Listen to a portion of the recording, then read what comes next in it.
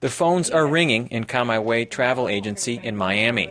Owner Amada Roque says many Cuban Americans have been waiting for the end to family travel limits for some time.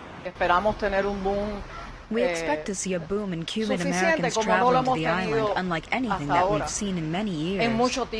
But Roque says few are jumping to buy tickets so soon after Monday's White House announcement. One problem is that Cuban Americans, like many others, are hurting in the recession. Traveling is often a luxury, but in this case there is a need for people to be with their families. Many Cuban Americans with family on the island say they suffered because of the 2004 rule imposed by former President George W. Bush. The rule limited trips to direct family members and also limited the frequency to once every 3 years.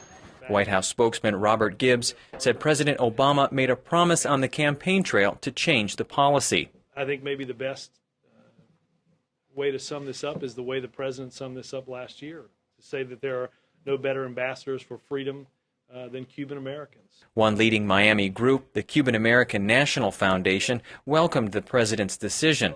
Its leader, Pepe Hernandez, said the old rule was wrong. A country or a government that is representative of democracy should not be in the business of restricting family relationships. Critics of Cuba's government say Havana charges hefty taxes and currency exchange fees to U.S. travelers. They say an increase in U.S. visitors could boost state coffers. But at Miami Airport, Cuban Americans returning home said the news was welcomed on the island. Fidel Pereira saw his family in Havana. Everyone I talked to was very supportive of the decision, both people here and in Cuba. People travel to Cuba to help their families, and if we can't do that, then who will?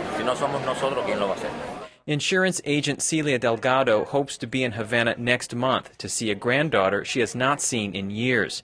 The new travel rules will allow Delgado to see her more often. Sometimes people spend a vacation weekend in Dominican Republic or Puerto Rico, but I would love to be with family in Cuba, even for just a few days.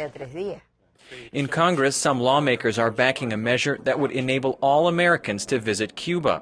Supporters say it could increase the pressure for democratic change in Cuba.